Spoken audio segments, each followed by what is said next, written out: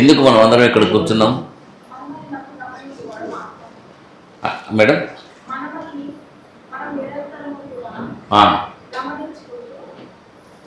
Daily గమనించుకుంటారు కదా madam.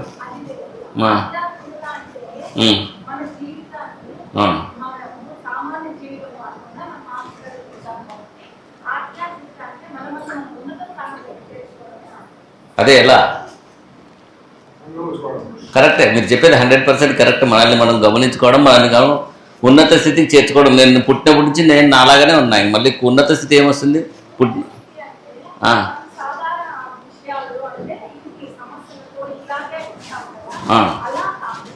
Okay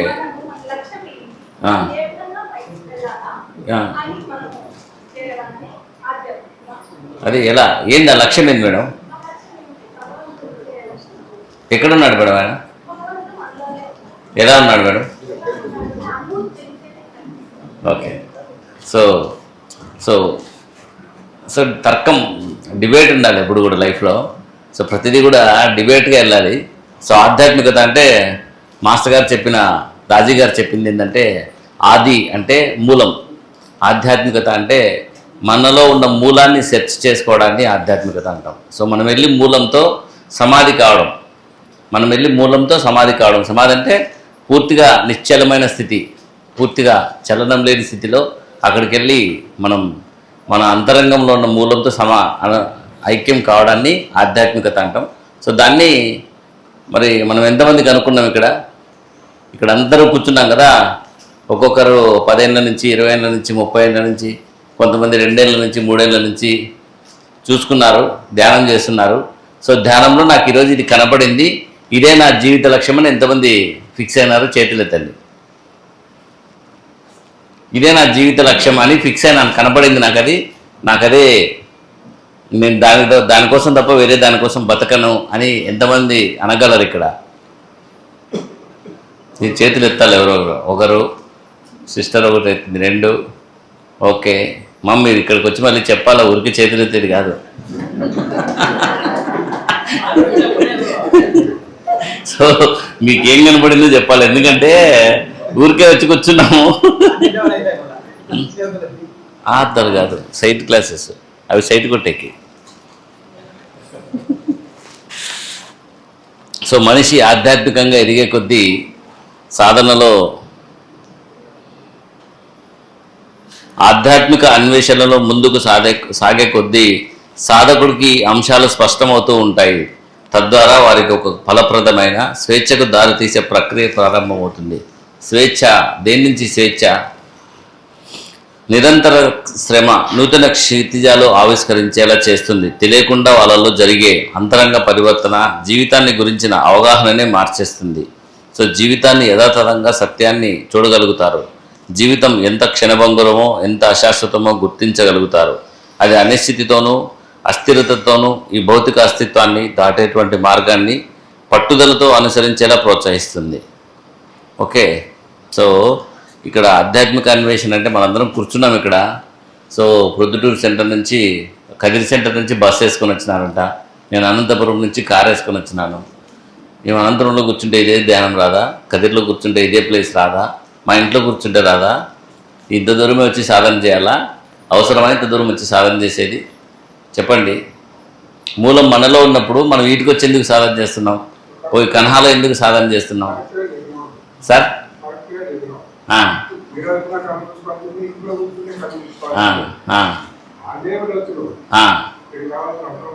okay,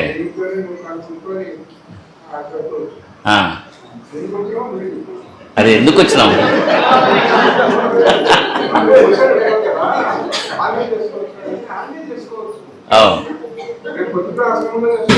okay, yes yes,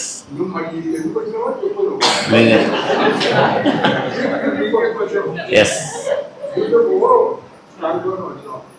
YouTube దానికోసం కాదులేండి నేను వచ్చింది. అవి కామెడీ వీడియోల వరకే, కామెడీ వీడియోల కోసం వచ్చే, అది వేరే.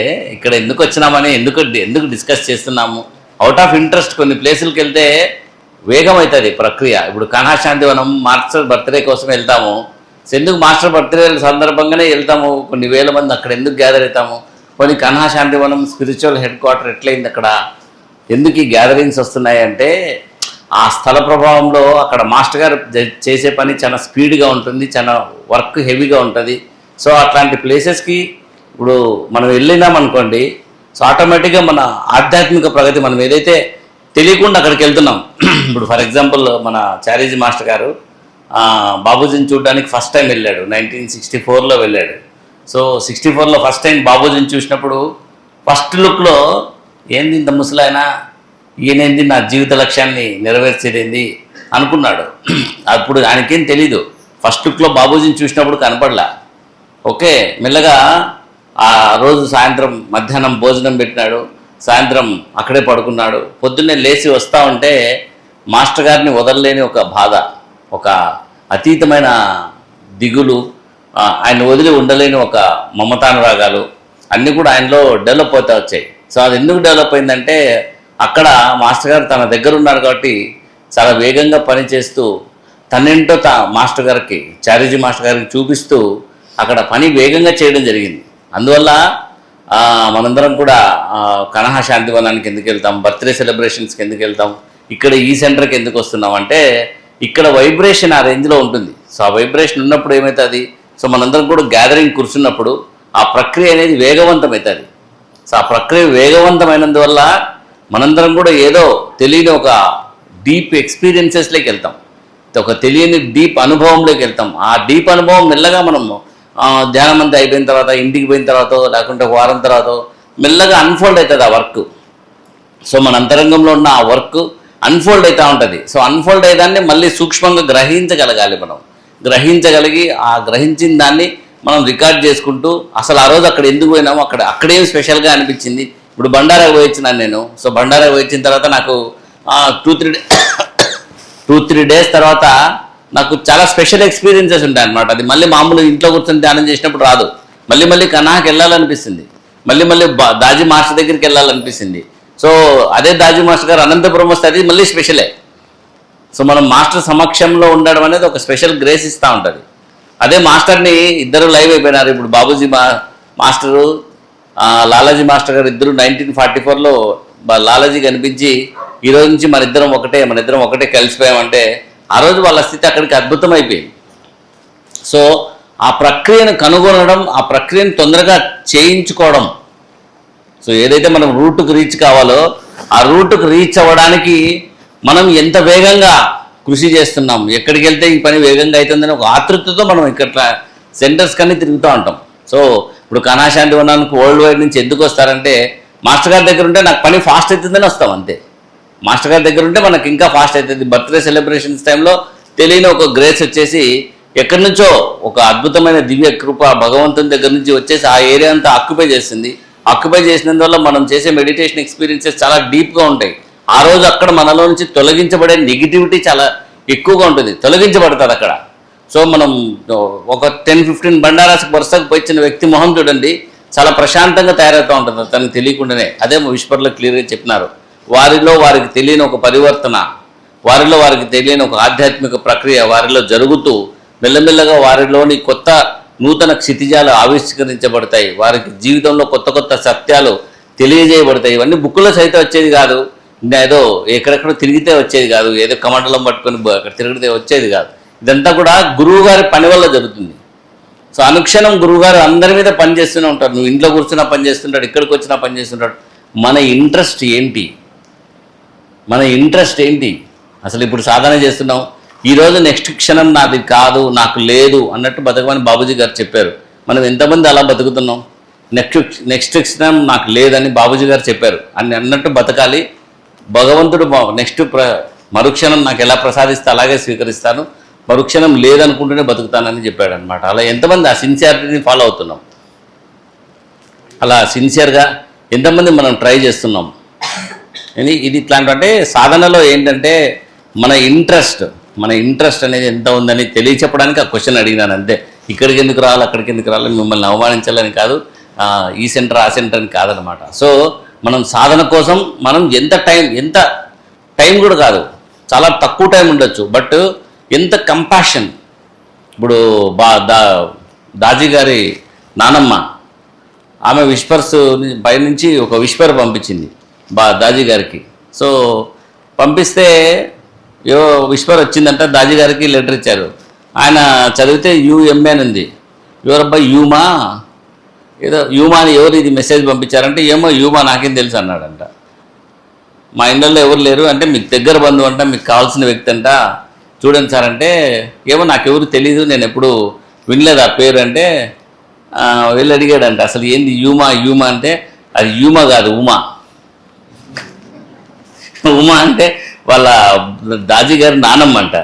దాజీ గారి నానమ్మ ఆమె వెళ్ళి బ్రైటర్ వరల్డ్లో ఉంది. పెద్ద ఆశ్చర్యపోయినాడు దాజీ గారు. అసలు ఆమె ధ్యానం చేయలేదు, క్లీనింగ్ చేసుకోలేదు, అసలు ఏమీ చేయలేదు. ఆమె వెళ్ళి బ్రైటర్ వరల్డ్లో ఎట్లా కూర్చుంది, అసలు ఆమె ఎందుకు బ్రైటర్ వరల్డ్లో ఉంది అనేది ఆయనకు అర్థం కాక మళ్ళీ దాన్ని అడిగాడంట. అసలు ఏం చేసేదామంటే రోజు బాబూజీ గారి ఫోటోకి పువ్వు పెట్టేదంట ఒకటి. ఆ పువ్వు పెట్టండి వేరే పని చేసేది కాదంట. సో మరి ఆమె ధ్యానమే చేయలేదు, ఆమె రీచ్ కాలేదు ఆ బ్రైటర్ వరల్డ్కి. అంటే అవుట్ ఆఫ్ కంపాషన్ మనం ఎంత ప్రేమతో, ఎంత ఉత్సాహంతో, ఎంత ఇంట్రెస్ట్తో దాన్ని చేస్తున్నాం అనే దాని మీద సాధారణ రిజల్ట్ అంతా కూడా డిపెండ్ అవుతుంది అనమాట. మనకు ఈరోజు పొద్దున్నే వస్తుంటే కూడా కార్లో ఇక్కడ అనిమల్ సెంటర్కి వస్తూ ఉంటే ఒక క్వశ్చన్ అనిపించింది, ఎందుకు మనం బాబూజీ లాగా తయారు కాలేమని. ఎందుకు బాబూజీ లాగా తయారు కాలేం మనం? ఎనీ ఆన్సర్ అంటే అయితే అవ్వచ్చు, బట్ ఇప్పటికిప్పుడు అయ్యామా నేను ఇన్ని రోజులు సాధన చేస్తున్నా కాలేకపోతున్నాను అని నాకే డౌట్ వచ్చింది. అంటే బాబూజీ లాంటి గొప్ప ఆధ్యాత్మిక స్థితి, బాబూజీ లాంటి గొప్ప ఆధ్యాత్మిక స్థితి చేస్తాను సరే, సాధించినామా లేదనేది ఇంపార్టెంట్. కరెక్టే సార్, కరెక్టే. Is coming for debate, no problem.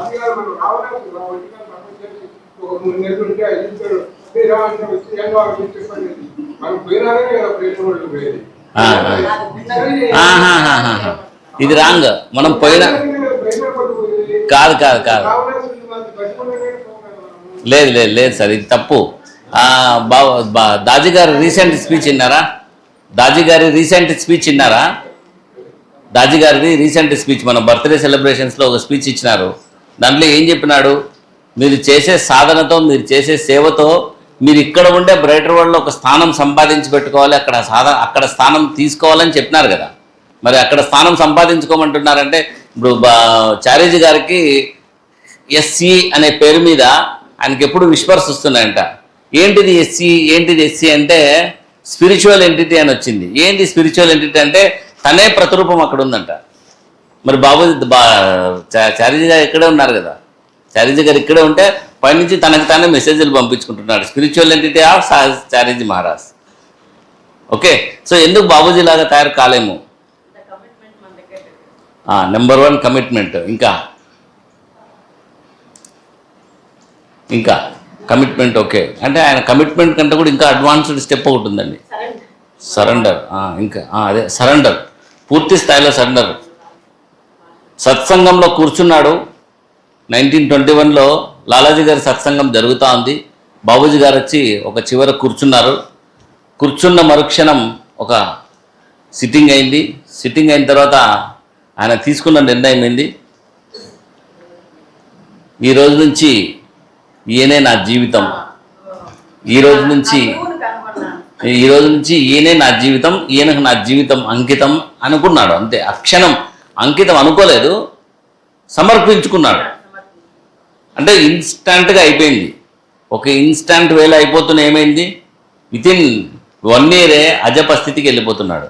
Within 1 year అజపస్థితికి వెళ్ళిపోతా ఉన్నాడు. మరి మన దగ్గర అంటే నా వరకు నాకు అనిపించింది ఏంటంటే 22 ఏళ్ళ నుంచి సాధన చేస్తున్నా కూడా ఆ రేంజ్లో కమిట్మెంట్ ఇవ్వలేకపోతున్నానని నాకు అనిపించింది. సో అట్లాంటి కమిట్మెంట్ ఎందుకు రాదు మనకు అని పొద్దునుంచి కూడా కొద్దిగా థింక్ చేసుకుంటూనే వస్తున్నా. ఎందుకు అంత స్ట్రాంగ్గా కమిట్మెంట్ రాదు? ఇప్పుడు బాబూజీ గారు అంటే, చారీజీ గారు, దాజీ గారు ఇంత వర్క్ చేస్తున్నారు.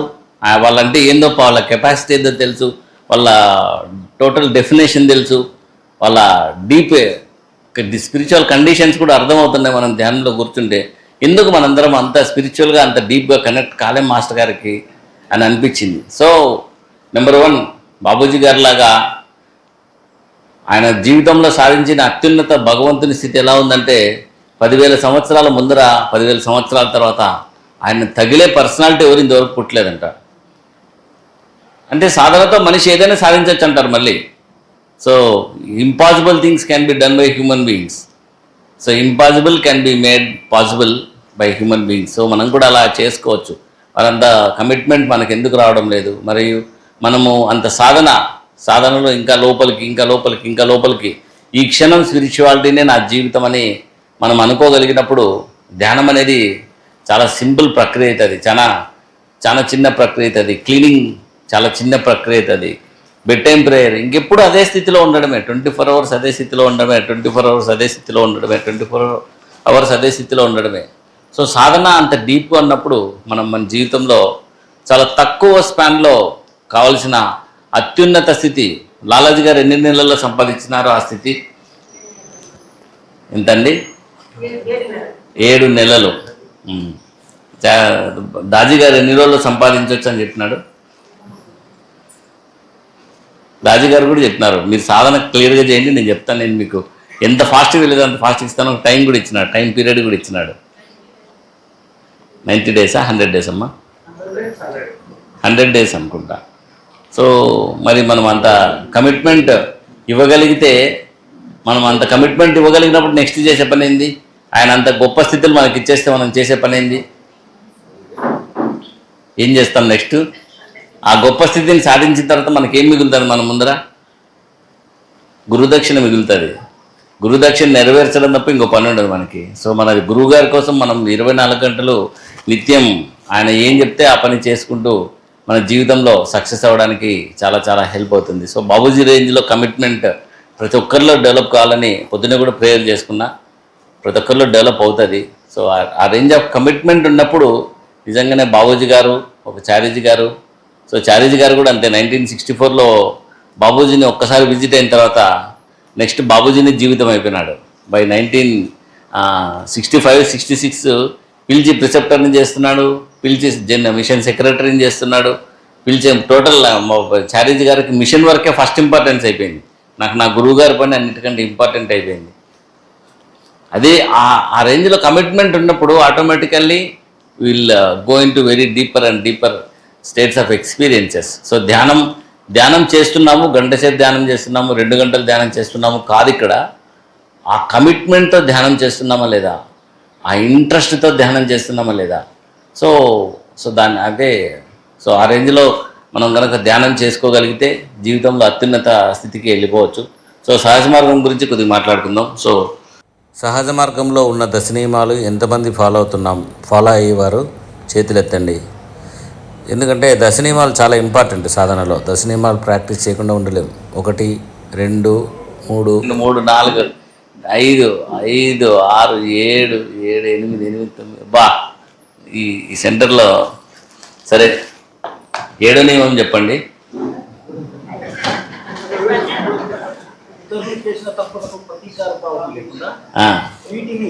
మీరు చదువుతాను లేదు సార్, మీరు ఉడుకోనండి రా వాళ్ళు.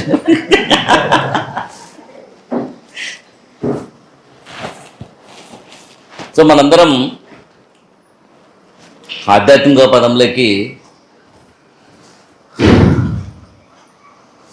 నేనేనా సో మనందరం కూడా ఆధ్యాత్మిక పదంలోకి రకరకాల వేస్లో ఎంటర్ అవుతూ ఉంటాం.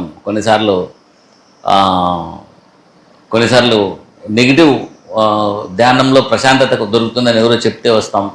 కొన్నిసార్లు ఫ్రెండ్స్ పోతూ ఉంటే పక్కన బోరు కొట్టి నేను కూడా వస్తా పదరాన్ని వస్తాం. కొంతమంది ఏదో అలా క్యాజువల్గా వస్తారు, కూర్చుంటారు, అలా కనెక్ట్ అవుతూ ఉంటారు. కొంతమంది ఇంట్లో కష్టాలు తట్టుకోలేక ఏదో రిలీఫ్ కోసం వచ్చి ధ్యానంలో ప్రశాంతత దొరుకుతుందని వస్తుంటారు. కొంతమంది అప్పుల ప్రెజర్లో, కొంతమంది ఇంట్లో బయట వ్యక్తుల మధ్య జరిగే సంఘర్షణ ఏదో ఇవన్నీ తట్టుకోలేక అప్పుడప్పుడు వచ్చి అలా మెల్లగా మిషన్లోకి అందరం ఎంటర్ అవుతూ ఉంటాం. సో అందరూ బాబూజీ గారి లాగానే నా గురువు ఎక్కడని వెతుకాం. That is the main answer. So so నా వరకు నాకు వచ్చిన డౌట్ ఏంటంటే ఎంబీబీఎస్ చదివేటప్పుడు ఆ, నా బ్రెయిన్కి నేను ఎలా సిగ్నల్ ఇస్తున్నానని డౌట్ వచ్చింది. ఎందుకంటే నా బ్రెయిన్ పనిచేయకపోతే నేను లేను. ఈ ప్రపంచానికి సంబంధించినంత వరకు ఈరోజు నేను ఇక్కడ మాట్లాడుతున్నా నిలబడుతున్నా. ఇక్కడ నిలబడాలన్నా కూడా నా బ్రెయినే పనిచేయాలి. నేను మాట్లాడాలన్నా నా బ్రెయినే పనిచేయాలి. నేను అవన్నీ గుర్తు చేసుకోవాలన్నా నా బ్రెయినే పనిచేయాలి. నేను మీకు ఏదైనా చెప్పాలన్నా కూడా మాస్టర్ గారి ఎక్స్పీరియన్సెస్ ఫీల్ అవ్వాలన్నా కూడా నా బ్రెయినే పనిచేయాలి. సో ఈ లోకానికి సంబంధించినంత వరకు మనకు ఈ సృష్టికి, టోటల్ సృష్టికి, భూమికి ఒకటే కాదు, టోటల్ సృష్టికి కనెక్షన్ ఏదైనా ఉంది అంటే అది బ్రెయిన్. సో మేము ఆపరేషన్స్ చేస్తుంటాం చిన్న చిన్న పిల్లల దగ్గర నుంచి పెద్ద పిల్లల వరకు. సో ఆపరేషన్స్ చేసేటప్పుడు బ్రెయిన్కు మత్తు ఇచ్చేస్తాం. జనరల్ అనస్థీషియా ఇచ్చేస్తే ఇంకేం పని, పడిపోతాడు. సో పడిపోయిన తర్వాత కావాల్సిన సర్జరీ చేసుకుంటాం. ఏ పాటలు పాలా పాటలు తీసేసి అంటారు. సో సినిమాల్లో చూపిస్తూ అంటారు, మత్తు ఇచ్చేసి కిడ్నీలు కూడా కొట్టేస్తూ ఉంటారు, మత్తు ఇచ్చేసి లివర్ కొట్టేస్తూ ఉంటారు. సో కిడ్నీలు కొట్టేసుకోవచ్చు, లివర్లు కొట్టేసుకోవచ్చు. కాబట్టి అందరూ మత్తు ఇచ్చేది నేర్చుకోండి. ఓకే, జోక్ చేస్తున్నా, నిజంగా నేర్చుకొని స్పిరిచువల్ మత్తు ఇద్దాం లేదు సార్. సరే, సో మత్తు ఇచ్చి ఇన్ని ఆపరేషన్ చేసుకోవచ్చు. సో బ్రెయిన్కి వచ్చేసింది అనమాట నాకు డౌట్. అంటే ఈ బ్రెయిన్ పని చేయకపోతే నేను లేనా? ఈ బ్రెయిన్లో ఏదో పెరాలసిస్ వస్తే నేను మొత్తం పెరాలసిస్ అయిపోతాను. ఇంక నేను చనిపోయిన తర్వాత ఈ బ్రెయిన్ పని చేయకపోతే నేనేమైపోతాను? నేనెవరు? ఎక్కడికి పోతాను? అసలు నేనెవరు? నాకెవరు? నేనెవరు? అసలు నేను అనేది ఎక్కడ అని చాలా దీర్ఘమైన డౌట్ వచ్చింది. సో ఆ డౌట్ వచ్చినప్పుడు చాలామందిని అడిగిన, నా బాడీలో నేను ఎక్కడరా అని. నీ బాడీలో నువ్వు ఎక్కడో నాకేం తెలుసురా? నా బాడీలో ఎక్కడ, నా బాడీ నేను ఉన్నాను అనమాట. సో చాలామంది పెద్ద పెద్ద విద్యావేత్తలను కూడా అడిగా. అక్కడికి 2-3 స్వామీజీలు వచ్చినప్పుడు అడిగిన, తిరుపతికి వచ్చినప్పుడు, స్వామి నా శరీరంలో నేను ఎక్కడ ఉంటానని. ఇట్లా చూశారంతే, ఊరికిట్టు చూసి పూజ చేసుకుని తెలుస్తుంది అన్నారు. సో తర్వాత అలా మెల్లగా నాకు వచ్చిన రకరకాల డౌట్స్. అసలు భగవంతుడు అంటే ఉన్నాడా? ఉంటే కనెక్షన్ ఎక్కడ? సో భగవంతునికి ఈ సృష్టికి కనెక్షన్ ఎక్కడ? సృష్టికి నాకు కనెక్షన్ ఎక్కడ? ఈ సృష్టికి మళ్ళీ నా జీవితానికి కనెక్షన్ ఎక్కడ? నేను చేసే పని ఈ సృష్టిలో ఎట్లా రిఫ్లెక్ట్ అవుతుంది? సో ఇలా రకరకాల డౌట్స్తో నేను 2002లో రామచంద్ర మిషన్ ఎవరో చెప్పారనమాట. మా రూమ్ చాలా దగ్గరలో ఉండింది. సో దాదాపు ఒక 200 మీటర్స్ దూరంలో ఉండేది. సో అక్కడికి అందరూ వెళ్ళి ధ్యానం చేస్తుంటే నేను కూడా వెళ్ళి అడిగాను, బ్రదర్ సిట్టింగ్ ఇస్తారా అని అడిగా. రేపు పొద్దున్న రా అన్నాడు. రాత్రికి చచ్చిపోతే అన్నా. నిజంగా సీరియస్గా అడిగిన. I had the doubt. నాకు అదే డౌట్ ఉండింది, రాత్రికి చచ్చిపోతే ఏంటి పరిస్థితి అని. రాత్రికి చచ్చిపోతే అన్నా. ఆయన షాక్ అన్నాడు, ఏం కాదు రేపు పొద్దున్నే రా, రేపు పొద్దున్నే సిట్టింగ్ ఇచ్చి పంపిస్తా అన్నాడు. ఏమో రాత్రికి చచ్చిపోతానేమో టెన్షన్గా పొద్దున్న 5 గంటలకి పోయి కూర్చున్నా. పొద్దున్న 5 గంటలకు పోయి వాళ్ళ ఇంటి దగ్గర కూర్చున్న 6 గంటలకు సిట్టింగ్ ఇచ్చినాడు. సో సిట్టింగ్లో ఫస్ట్ కనెక్ట్ అయింది, ఒక స్థితి కనెక్ట్ అయింది, ఒక డీప్ స్టేట్ కనెక్ట్ అయింది. సో ఆ డీప్ స్టేట్ కనెక్ట్ అయినప్పుడు ఏంటిది ఇది ఏందో కొత్తగా ఉందే. సో పిల్లోడి చేతికి ఒక చాక్లెట్ ఇస్తే ఏం చేస్తాడు? తింటాడు, రుచి బాగుంది. నెక్స్ట్ ఏం చేస్తాడు? ఇంకోటి కావాలంటాడు. బట్ నేను డిఫరెంట్ స్టూడెంట్, డిఫరెంట్ పిల్లోని. సో ఇది ఎట్లా తయారైందని చూసిన. సో ఇది ఎట్లొచ్చింది, ఈ స్థితి ఎట్లొచ్చింది, ఇది వీళ్ళు ఎట్లా ఇవ్వగలిగినారు? సో ఇదంతా ఏంటి, ఎక్కడి నుంచి వచ్చింది అసలు? ఎదురుగా కూర్చుని ఆయన కళ్ళు మూసుకొని, ఆయన ఏదో కళ్ళు మూసుకుంటే నేను కళ్ళు మూసుకుంటే నేనైతే ఇది ఎట్లా ఎక్స్పీరియన్స్ అయినాను అనేసి ఒక డౌట్ వచ్చింది అనమాట. అసలు ఇది ఎట్లొచ్చింది అని అడిగిన ఆయన్ని. సో బ్రదర్ని అడిగిన, బ్రదర్ ఇది నేను అసలు బాడీ కనపడకుండా అయిపోయింది, ఎలా ఇది అంటే, అది గురువుగారి దగ్గర నుంచి వస్తుందిలే అన్నాడు. గురువు ఎవరో మనకు తెలియదు. ఎక్కడ ఉంటాడన్నా? చెన్నైలో ఉంటాడన్నాడు. చెన్నైలో ఉండే ఆయన ఈయనకి ఇట్లా వచ్చినాడు. ఎట్లొచ్చింది అసలు చెన్నైకి నాకు కనెక్షన్ ఏంది అర్థం కాలే. సో ఫస్ట్ డౌట్ అది. సో డౌట్ వచ్చిన తర్వాత మెల్లమెల్లగా మధ్యాహ్నం కూడా ధ్యానంలో కూర్చున్నట్లాగే కనిపించింది. సాయంత్రానికి విపరీతమైన కోరిక పుట్టింది, చాలా డీప్ ఎక్స్పీరియన్స్ వచ్చింది. సో ఈ ఎక్స్పీరియన్స్లో ఎక్కడ పోతుంది, ఎట్లా కనుక్కోవాలని మెల్లమెల్లగా దాని మీద ఫుల్ ఇంట్రెస్ట్తో రోజుకు 5-6 అవర్స్ 6-7 అవర్స్ కూడా ధ్యానం చేసిన రోజులు ఉన్నాయి. బ్రేకులు తీసుకొని అలా ధ్యానం చేసుకుంటూ. సో డీప్ ఎక్స్పీరియన్స్ అయితే కొన్ని చూసాం, కొన్ని డీప్ స్టేట్స్ ఆఫ్ కండిషన్స్ చూసాం. చాలా డీప్గా అర్థమవుతుంది. సో మాస్టర్స్ ఎలా మాస్టర్స్ ఉంటారనేసి, ఎక్కడో చారీజీ ఎక్కడో ఉన్నాయని కూడా నాకు కనెక్ట్ అవుతున్న ఒక ఫీలింగ్ వచ్చింది. సో చారేజీతో కనెక్షన్ లాగా నాకు అనిపించేది. సో తర్వాత బాబూజీ గారి బుక్స్ చదివిన తర్వాత బాబూజీ గారితో కూడా ఒక డిఫరెంట్ కనెక్షన్ లాగా అనిపించేది. సో తర్వాత మనకు లాలాజీ మాస్టర్ ఫేవరెట్ అయ్యాడు. లాలాజీ మాస్టర్ మీద కూడా ధ్యానం చేసేవాళ్ళం. సో ధ్యానం చేస్తున్న కొద్దీ నాకు కోపం ఎప్పుడన్నా వస్తుంది. ఇంట్లో కొట్లాడినాం, కూర్చుంటేనే మొత్తం అవే ఉంటాయి, కొట్టలేస్తుంటాం. అది పోవడానికి చాలా టైం పట్టేది. సో ఎందుకు ఎందుకు ఎందుకు ఎందుకు ఇది తొందరగా వెళ్ళదు, ఆ స్టేట్ వాళ్ళు ఇస్తున్న అనుభూతి ఎందుకు రాదంటే ప్రాబ్లం మొత్తం నేనే నాలో ఉన్న నెగిటివిటీని ఇష్టపడుతున్నాను, నేనే నాలో ఉన్న బద్ధకాన్ని వదిలించుకోలేకపోతున్నాను, నేనే నాకు ఇష్టమైన వాటిని వదులుకోలేకపోతున్నాను, నేనే నాకు అయిష్టమైన వాటి గురించి ఎక్కువగా ఆలోచిస్తున్నాను. సో ప్రాబ్లమ్స్ అంతా కూడా మనందరం కూడా ధ్యానం చేసేటప్పుడు ఒక డీప్ ఎక్స్పీరియన్స్ వచ్చింది. బాగుందని చెప్పి మళ్ళీ కూర్చుంటాం, బాగుందని చెప్పి మళ్ళీ వచ్చి కూర్చుంటాం. ఇది ఎలా వచ్చింది? సో బాబూజీ గారికి అంతవరకు రాని ఎక్స్పీరియన్స్ లాలాజీ మహారాజ్ దగ్గర సత్సంగంలో కూర్చుంటూనే వచ్చింది. వచ్చిన వెంటనే కనుక్కున్నాడు ఇదే నాకు కావాల్సిందనేసి. సో మనందరికీ కూడా మాస్టర్ గారు ఆ దివ్యస్థితి అందరికీ అందిస్తున్నాడు. ప్రతిరోజు ప్రతి సెకండ్ ఇక్కడ కూడా కూర్చున్నాను, అసలు సిట్టింగ్ ఎక్కడికి ఒక వండర్ఫుల్ స్థితిలోకి వెళ్ళింది. చాలా అద్భుతమైన సిట్టింగ్ ఇచ్చినట్టు అనిపించింది ఈరోజు నాకు. సో ఇచ్చిన దాన్ని అందరం కూడా పరిశోధన చేద్దాం, పరిశీలిద్దాం. సో పరిశోధన అంటే ఇది ఎట్లా వచ్చింది అనేది డీప్గా సెర్చ్ చేసుకుంటే కూడా మనము ఒక రకంగా మాస్టర్ గారి స్మరణలోకి వెళ్ళిపోతాం. సో మాస్టర్ గారిని ఎప్పుడైతే స్మరించుకొని పనులన్నీ చేస్తుంటామో, ఊరికే స్మరించుకొని చేయడం కాదు ఇక్కడ. సో స్మరించుకొని చేసినప్పుడు మన విజ్ఞత పనిచేస్తుంది, మన బ్రెయిన్ పనిచేస్తుంది, మన హార్ట్ పనిచేస్తుంది. వీటన్నిటి కోఆర్డినేషన్తో వీ విల్ రియలైజ్ కండిషన్, ఒక దివ్య స్థితిని అనుభూతి చెందుతూ చేస్తాం. ఊరికే స్మరించుకొని చేయమన్నాడు కదా అని చేసేది కాదు ఇది. ఊరికే స్మరించుకొని చేయడంలో ఒక దివ్యమైన కండిషన్ ఎక్స్పీరియన్స్ అవుతూ చేస్తుంటాం అనమాట. సో నా క్లినిక్లో పేషెంట్లు వస్తూ ఉంటారు.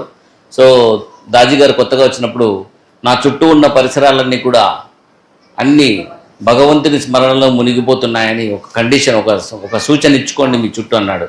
సో అది చాలా డీప్గా ఇచ్చుకున్నాను అనమాట. ఇచ్చుకున్న తర్వాత రూమ్లో మెడిటేషన్ స్టేటసే మారిపోయింది టోటల్గా. సో మెడిటేషన్ చేస్తుంటే చాలా డీప్గా కనెక్ట్ అవుతున్నా.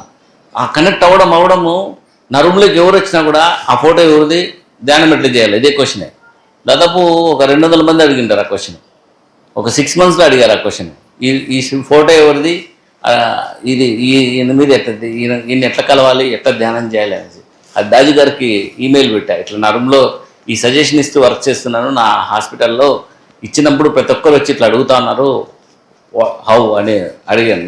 మెయిల్ కూడా పెడితే మెసేజ్ కూడా వచ్చింది, it's all happens by the grace of God, please continue your sadhana అని వచ్చింది.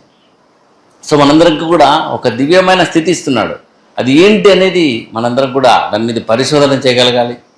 ఒక రకంగా మనం కూర్చున్నాము, మన బాడీలో లేనిది మనం ప్రతి ధ్యానంలోనే ఎక్స్పీరియన్స్ అవుతుంది. ఇప్పుడు కళ్ళు తెరుచుకొని కూర్చున్నాం, మనము నిద్రపోతున్నాము, నిద్రలో రాంది కళ్ళు తెరుచుకొని కూర్చున్న రాంది ధ్యానంలో మాత్రమే వస్తుంది. బాగా గమనించినారు లేదు?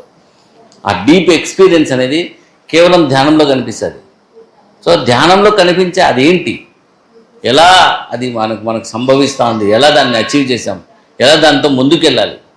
సో ఇలా ధ్యానం అనేది ఊరికే ధ్యానంలాగా చేయకోకుండా దాన్ని ఒక పరిశోధన లాగా చేయండి. గురువు గారికి పూర్తి సమర్పిత భావంతో చేయండి. ఈ క్షణం ఈ మెడిటేషన్ ఇదే లాస్ట్ మెడిటేషన్ అన్నట్టు చేయండి. ఎందుకంటే బాబూజీ గారు అదే చెప్పారు, నెక్స్ట్ మినిట్ నాకు జీవితం లేదన్నట్టుగా ప్రతి సాధకుడు ప్రతి క్షణం బతకాలి మనం.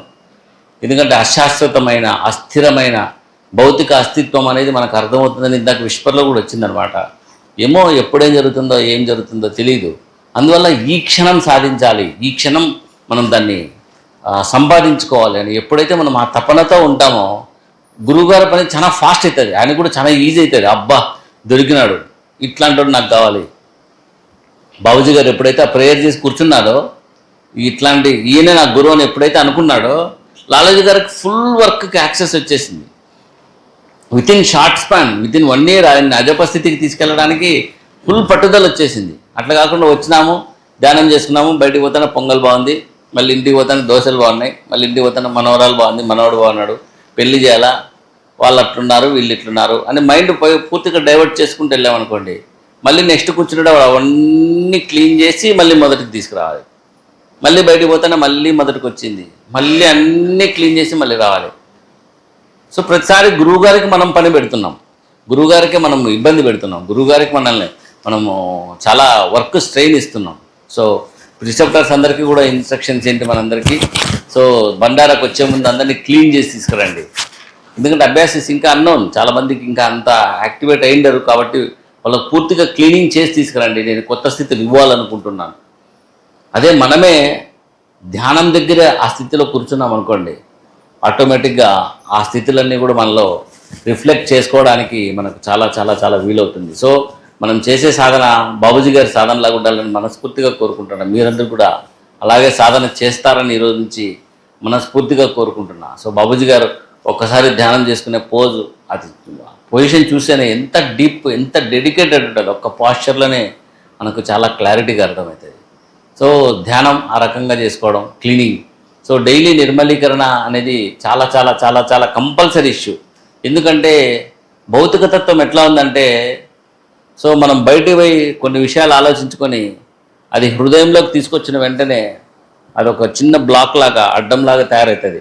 సో రెండో రోజు క్లీనింగ్ చేసుకోకపోతే ఆ మెటీరియల్ సైడ్ నుంచి వచ్చే ఇది రెండో రోజు పూర్తిగా అడ్డుపడుతుంది. మూడో రోజు ధ్యానం కూడా చేయలేదు. అది 2 రోజులు క్లీనింగ్ చేసుకోకపోతే మూడో రోజు ధ్యానమే చెబుతుంది కదా. ఎందుకంటే భౌతిక తత్వంలో బద్ధకం ఉంది, భౌతిక తత్వంలో జడత్వం ఉంది, భౌతిక తత్వంలో మనకు తెలియని ఒక గ్రావిటీ ఉంది. సో ఆ గ్రావిటీ పుల్ చేసినప్పుడు రేపు చూద్దాంలే ధ్యానం, మన్నాడు చూద్దాంలే ధ్యానం అని వదిలేస్తాం.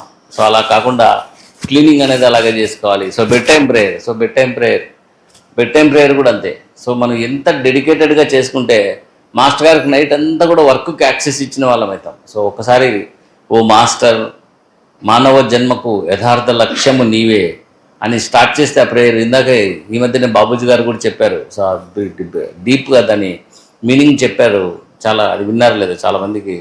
సో ఒకసారి ఆ లెక్చర్ వినండి దాజీ గారిది. సో ఓ మాస్టర్, మానవ జన్మకు యథార్థ లక్ష్యము నీవే. సో దాజీ ఎవరు, మాస్టర్స్ ఎవరు, వాళ్ళు మనకు లక్ష్యం ఎట్లయితారని మొత్తం డీప్గా తెలిసి చూస్తే మన లక్ష్యం మనమే, మనలో ఉన్న భగవంతుడే మన లక్ష్యం. ఎందుకు భగవంతుడు నాకు కనిపించడబ్బా అని ఒక రోజు డీప్గా కూర్చొని ఆలోచిస్తే బాగా అర్థమైన విషయం ఏంటంటే, భగవంతుడు కావాలనే పూర్తిగా ఇన్యాక్టివ్గా ఉన్నాడు, అచేతనంగా కావాలని ఉన్నాడు. సో మొత్తం సృష్టి నడిపించేది ఆయనే, సృష్టి రూల్స్ అన్నీ పెట్టినది ఆయనే. ఆయన మనలోనే ఉంటాడు, కానీ పూర్తిగా అచేతనంగా, చాలా సైలెంట్గా, చాలా నిబ్బరంగా లోపల కూర్చొని ఉంటాడు. సో ఆయన పట్టుకోవాలంటే మనకున్న ఒకే ఒక్క మార్గం, మనం కూడా అంతే అచేతనంగా, అంతే నిశ్శబ్దంగా, అంతే సరెండర్ అయితే తప్ప లోపల ఉన్న ఆయన్ని పసిగట్టడం కూడా చాలా కష్టం. సో మౌనమే భగవంతుని భాష అని బాబూజీ గారు కూడా చెప్పారు. సో అలాంటి భగవంతుని రీచ్ కావాలంటే ఇదే ఇంపార్టెంట్. సో బెడ్ టైం ప్రేయర్లో మనం ఓ మాస్టర్, మానవ జన్మకు యథార్థ లక్ష్యం నీవే, మేము ఇంకనూ మా కోరికలకు బానిసలైనట్టు. ఒకసారి డీప్గా ఆలోచించండి, ఎన్నెన్ని కోరికలు ఉంటాయి మన ముందర, ఎన్నెన్ని అడ్డాలు ఉంటాయి, నేను అనేది ఎంత అడ్డం ఉంటుందో. సో మమ్మల్ని నా దశకు చేర్చి స్వామివి శక్తివి నీవే అని చెప్పుకొని సరెండర్ కావడంలో మనం ఇంకా సరెండర్ కావాలి, ఇంకా ఎన్ని వాటిలో మాస్టర్ గారికి మనం అడ్డం పెడుతున్నాం, ఇవన్నీ కూడా మెల్లమెల్లగా అర్థమవుతాయి. సో నిరంతర స్మరణ ద మోస్ట్ ఇంపార్టెంట్ ఆస్పెక్ట్. ఎప్పుడైతే పరిశోధన మొదలవుతుందో పరిశోధనలోనే నిరంతర స్మరణ వస్తుంది. ఎప్పుడైతే పరిశోధన లేదో ధ్యానమే, క్లీనింగ్ సపరేటు, ధ్యానం సపరేట్ అయిపోతాయి, ధ్యానము బెడ్ టైం ప్రేయర్ సపరేట్ అయిపోతాయి. ఇందాక కూడా అన్నాడు కదా మాస్టర్ గారు, ఇది నన్ను స్మరించుకోకపోతే, అది మాస్టర్ గారి తోడు లేకపోతే సాధనలాగే ఉండిపోతుంది. సో దాంట్లో కనెక్టివిటీ లేదు. సో ఇవన్నీ మాస్టర్ గారి కోసం చేస్తున్నాను, పొద్దు నుంచి రాత్రి వరకు మాస్టర్ గారి కోసం అనుకున్నప్పుడు ధ్యానము కనెక్ట్ అవుతుంది, దాని దగ్గర క్లీనింగ్ కనెక్ట్ అవుతుంది, క్లీనింగ్ కనెక్ట్ అయితే బెడ్ టైం ప్రేయర్ కనెక్ట్ అవుతుంది, నిద్ర కనెక్ట్ అవుతుంది, మళ్ళీ మరుసటి రోజు పొద్దున్న లేచేసరికి మళ్ళీ ధ్యానం కనెక్ట్ అవుతుంది. ఇదంతా మాస్టర్ గారిని స్మరించుకున్నప్పుడే అన్నీ ఒకే చక్రంలోకి వస్తాయి. ఎప్పుడైతే ఇవన్నీ వచ్చేసినాయో ఆటోమేటిక్గా దశనియమాలు ఫోర్స్లోకి వచ్చేస్తాయి. దశనియమాలు ఎంత ఫోర్స్లోకి వస్తాయంటే అంత ఫోర్స్లోకి వస్తాయి. సో దశనియమాలు ఒక్కసారి ఫోర్స్లోకి వచ్చిన తర్వాత ఆటోమేటిక్గా సహజ మార్గమే మన జీవితం అయిపోతుంది. సహజ మార్గమే మన జీవితం అయిపోయినప్పుడు 10 మంది మనల్ని చూస్తే ఆ రిఫ్లెక్షన్ మనలో చూస్తారు. డెఫినెట్గా ఆ సాఫ్ట్నెస్ చూస్తారు, వాళ్ళకి తెలియకుండా ఒక వైబ్రేషన్ చూస్తారు, వాళ్ళకి తెలియకుండా మనలో ఒక ఇంప్రెషన్ చూస్తారు, ఒక చైతన్యాన్ని చూస్తారు. ఆటోమేటిక్ ఇదంతా కూడా జరుగుతుంది. సో నిరంతర స్మరణ, దశనియమాలు ఇవన్నీ కూడా మనందరికీ చాలా చాలా ఉపయోగపడే విషయాలు. సో అవుట్ ఆఫ్ ఇంట్రెస్ట్ మనం చేయగలగాలి. సో ఆ ఇంట్రెస్ట్ పుట్టించడము మన వల్ల ఏ పని కాదు. మీకు మీరే పుట్టించుకోవాలి, నాకు నేనే పుట్టించుకోవాలి. ఈరోజు నేను పొద్దున్నే అదే ఆలోచిస్తా ఉన్నా, ఎప్పుడు ఆలోచిస్తూనే ఉంటా, మాస్టర్ గారిలాగా ఎట్లా కావాలి, మాస్టర్ గారిలాగా ఎలా కావాలి, నెక్స్ట్ మాస్టర్ గారిలాగా. ఇప్పుడు బండ్లు వెళ్తూ ఉంటే కూడా ఊరినే ఉండను, ఇయర్ ఫోన్స్ పెట్టుకొని మాస్టర్ గారు లెక్చర్స్ వినుకుంటూ వెళ్తూ ఉంటాను. ఊరినే టైం వేస్ట్ ఎందుకు కదా, ఆ టైంలో డీవియేషన్ ఎందుకు అన్నట్టు. సో టైం వేస్ట్ లేకుండా మాస్టర్ గారిని స్మరించుకొని సర్జరీస్ చేసుకుంటూ ఉంటాం. వీడియోస్ తీసేటప్పుడు కూడా మాస్టర్ గారిని స్మరించుకుంటూ ఉంటాం. సో ప్రతి మూమెంట్లోనూ మనము ఆ డీప్ ఇంట్రెస్ట్ లేకపోతే అది మనం క్రియేట్ చేసేది కూడా కాదు, మీకు మీరే క్రియేట్ చేసుకోవాలి. సో మనం పెట్టుబడి పెడుతున్నాము, ₹1 పెట్టుబడి పెడుతున్నాం ఎక్కడన్నా. సో పెట్టుబడి పెట్టేటప్పుడు ఎంత ఆలోచిస్తారు, లాభం వస్తుందా రాదా, వేస్ట్ అవుతుందా, ఏమన్నా అప్పులు చేసి కొట్టేస్తారా, మోసాలు చేసి కొట్టేస్తారా, ఎట్లా ఎంత ఆలోచిస్తాం మనం ఒకటి పెట్టుబడి పెట్టేటప్పుడు. అట్లాంటిది మనందరము మన జీవితకాలంలో ఒక రోజుకు 1 గంటను పెట్టుబడి పెడుతున్నాం. 1 గంట పెట్టుబడి పెట్టేటప్పుడు మీరు ఎంత డీప్గా ఆలోచించాలి, దీనివల్ల నాకు ఎంత లాభం వస్తుంది, ఎంత ఉపయోగపడుతుంది, ఇది నిజంగా నా జీవిత లక్ష్యాన్ని పరిపూర్ణంగా సాధించేలా చేస్తుందా లేదా, పరిపూర్ణంగా సాధించేలా చేస్తే మాస్టర్ కార్డ్ ఇంకెట్లా వాడుకోవాలి. సో కొంతమంది వ్యక్తులను చూస్తుంటాం, వాళ్ళు ఎదురు వాళ్ళని సతాయించైనా వాళ్ళ పని చేసుకుంటూ ఉంటారు. మనం కూడా అట్లా మాస్టర్ని సతాయించవచ్చు, డెఫినెట్గా సతాయించి మనకు కావాల్సిన లక్ష్యాన్ని నెరవేర్చుకోవచ్చు. ఎందుకంటే ఆయన కోరుకునేది కూడా అదే, ఎప్పుడు నా మీద డిపెండ్ అయి ఉండండి అని చెప్తారు బాబూజీ గారు. అనుక్షణం నా మీదే డిపెండ్ అవ్వు, ప్రతి పనికి నా మీదే డిపెండ్ అవ్వు, అన్నీ నాతోనే చేసుకో, కావాలంటే నన్ను దోచుకోండి అని కూడా చెప్పినారు బాబూజీ ఒక దశలో, నన్ను దోచుకోండి. సో వాళ్ళంతా యాక్సెస్ ఇస్తున్నారు మనందరికీ. సో అంత యాక్సెస్ ఇచ్చినప్పుడు డెఫినెట్గా మనము దాన్ని వాడుకోవాలని చెప్పి మనస్ఫూర్తిగా కోరుకుంటున్నా. సో ఆ డీప్ ఇంట్రెస్ట్ మనలో ఎప్పుడైతే డెవలప్ అవుతుందో ఆటోమేటిక్గా మనందరం కూడా ఆయన ఏదైతే చెప్తున్నాడో బయట వరల్డ్లో మన పొజిషన్ అనేది ఇక్కడి నుంచే సెక్యూర్ చేసుకుంటూ మనం ఆ స్థితికి వెళ్ళొచ్చు. సో సాధన అనేది చాలా చాలా చాలా ముఖ్యమైన అంశం. అండ్ ఇంకెవరైనా మాట్లాడాలనుకుంటే please come front and share your experiences and suggestions.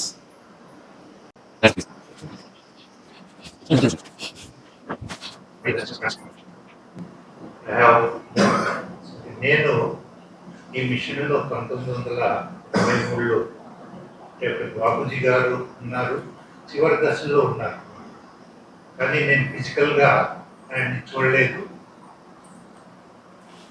తర్వాత నేను జయనగర్కి ఆయన భౌతికంగా లేరు అన్నమాట, మహాసమాధయ్యారు.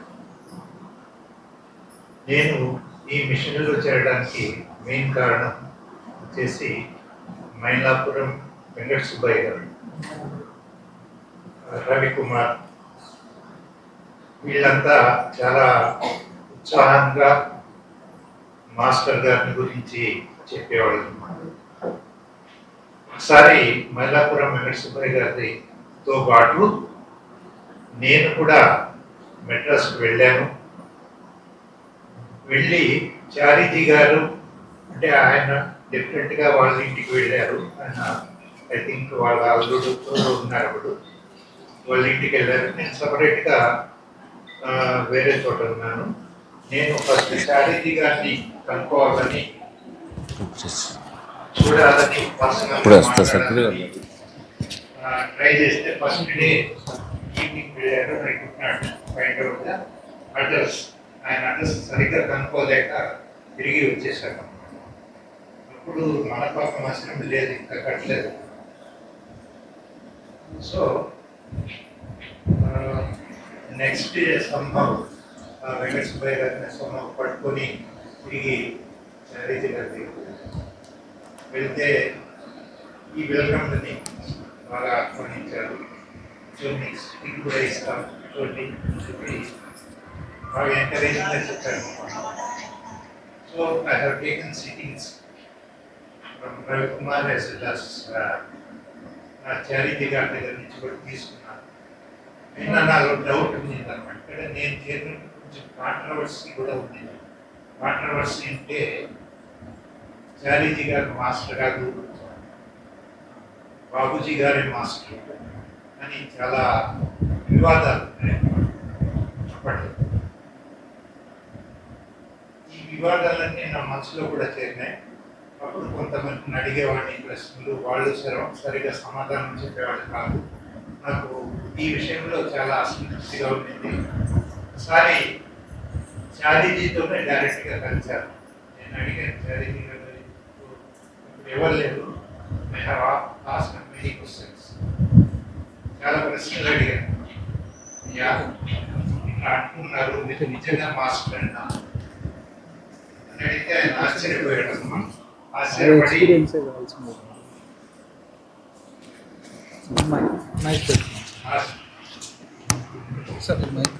వినిపిస్తోంది కదా,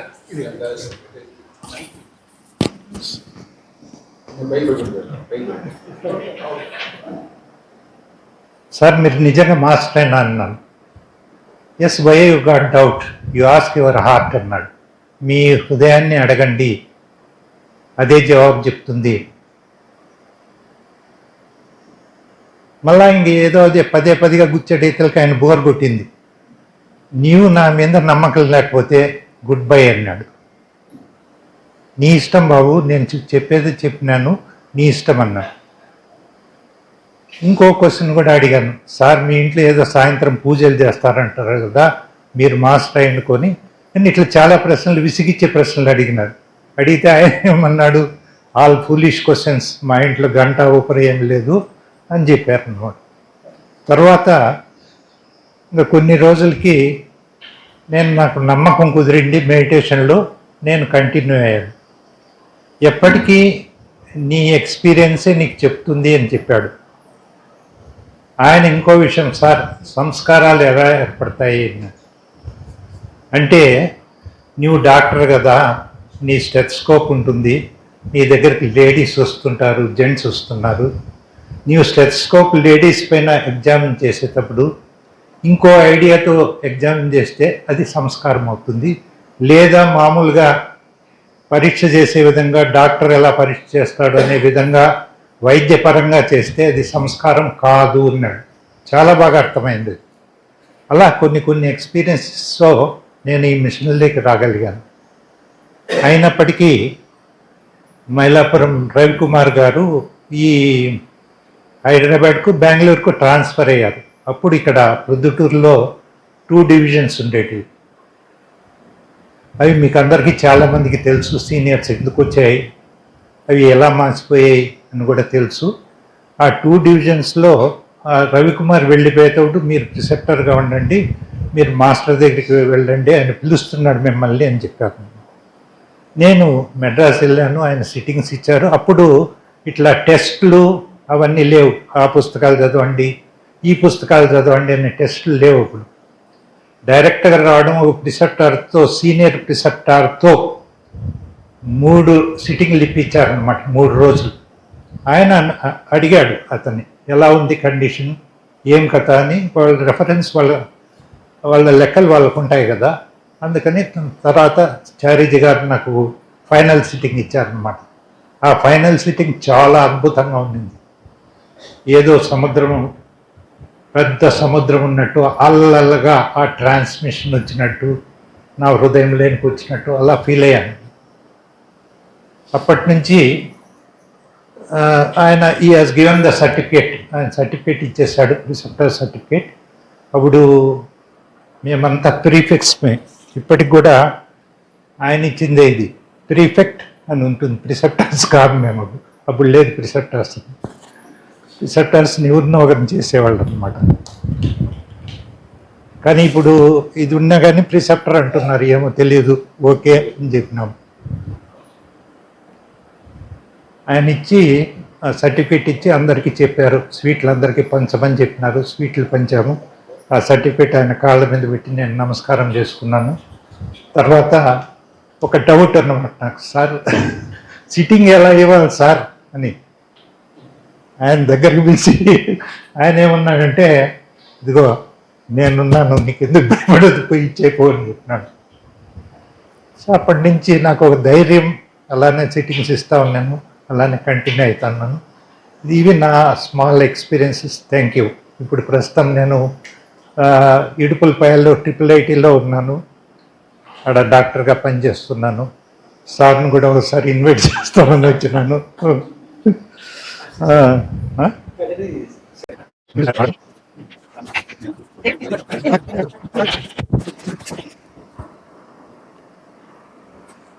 పూజ్య గురుదేవుల ప్రణామాలు.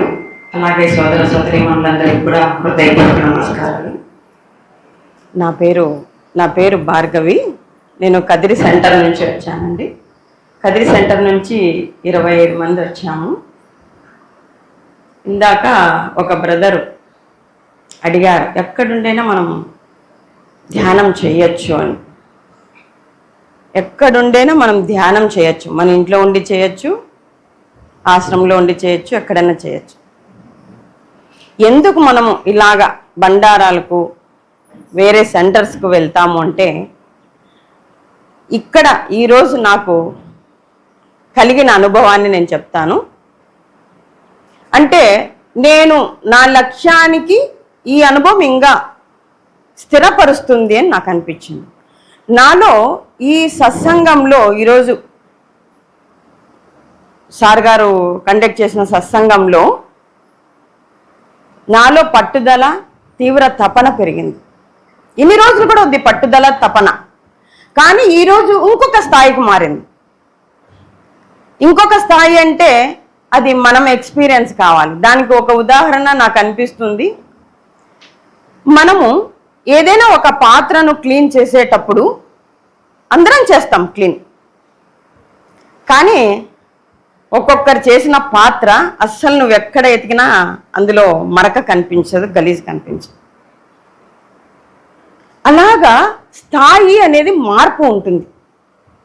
నాలో ఉన్న ఇన్ని రోజులు పట్టుదల, తపన ఈరోజు ఇంకొక స్థాయికి మారింది అనిపించింది ఇక్కడ సత్సంగంలో. అంటే అలాంటి క్వాలిటీస్ మనలో డెవలప్ అయినప్పుడు మనం యథార్థ లక్ష్యము అని మనం రోజు చెప్పుకుంటున్నాం కదా, ఆ యథార్థ లక్ష్యం నీవే అని చెప్పుకుంటున్నటువంటి ఆ నీవే ఆయనలాగా తయారయ్యేదానికి చాలా సహకారాన్ని అందిస్తుంది. అందుకు మనం ఇలాగా ఉత్సవాలకు ఇలా సెంటర్స్కి రావడం, ఇంకా ఏంటంటే మనం ఇక్కడ తెలుసుకుంటాం చాలా విషయాలను. ఇప్పుడు సనత్ కుమార్ సార్ కూడా ఎక్స్పీరియన్స్ చెప్పారు. సిట్టింగ్ ఎలా ఇవ్వాలి మాస్టర్ అంటే, నువ్వు నా మీద భరోసా వేసి నువ్వు వెళ్ళు అన్నారు. సార్ ఏం చేస్తారు, ఆడ కూర్చున్నప్పుడు నేను కాదు చార్జీ మాస్టర్ గారు కూర్చొని ఇస్తున్నారంట. డిఫరెంట్గా ఉంటుంది ఆ సిట్టింగ్. ఆయన కూడా ఎక్స్పీరియన్స్ అవుతారు. ఏం వర్క్ జరిగింది అభ్యాసి పైన, ఈ క్షణంలో నేనేం సంకల్పాన్ని ఇచ్చానో ఆయనకి ఎలా క్లీనింగ్ జరిగింది, అతనేం ఫీల్ అయ్యారు. అలాగా మనం ఆ సరెండర్ భావన కూడా, అలాంటివన్నీ కూడా మనలో మనం ఇలా గ్రూప్గా చేసినప్పుడు ఏమవుతుందంటే ఇంకొక స్థాయిని చేరుకొని ఆ లక్ష్యం వైపుకు మనం ఇంకా త్వరగా అడుగులు వేయడానికి చాలా ఉపయోగపడుతుందని నా అభిప్రాయం. అలా నేను ఎక్స్పీరియన్స్ అయ్యాను కాబట్టి దాన్ని చెప్పగలుగుతున్నాను. ఇంకొక విషయాన్ని పంచుకోవాలనిపించింది. మాస్టర్ గారు ఎప్పుడు చెప్తూ ఉంటారు థాట్ పొల్యూషన్. ఈ మధ్యలో ఎక్కువగా చెప్తున్నారు మనం ఆయన స్పీచ్ల్లో వింటే.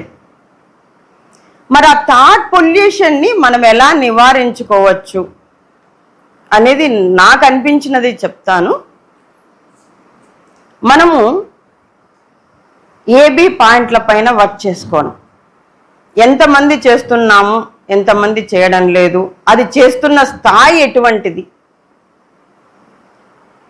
ఏబి పాయింట్ల పైన ఎప్పుడైతే మనం సాధన చేస్తామో, ఏ పాయింట్ పైన మెడిటేషన్ మనందరికీ ఇచ్చారు. స్త్రీలకు, సిస్టర్స్కి ఒక రకంగా, బ్రదర్స్కి ఒక రకంగా, లిటిల్ బిట్ ఆఫ్ డిఫరెన్స్. అది మనం చేసినప్పుడు ఆ సోదర భావం మనలో పెంపొంది మనం అందరూ మన సోదరి మనలో అనుకున్నప్పుడు మనలో ఒక రకమైనటువంటి ఈర్ష్యాద్వేషాల స్థాయి తగ్గుముఖం పడుతుంది మనకు. ఎప్పుడైతే వాటిని తగ్గుముఖం పట్టించామో మన థింకింగ్ కూడా మారిపోతుంది, మన ఆలోచన కూడా మారిపోతుంది. మాస్టర్ గారు చెప్తున్నది ఏంటి, మనం ఏది ఆలోచించినా అవన్నీ కూడా బ్రైటర్ వాళ్ళకి చేరుతాయి, పొల్యూషన్ చేస్తాము అంటున్నారు.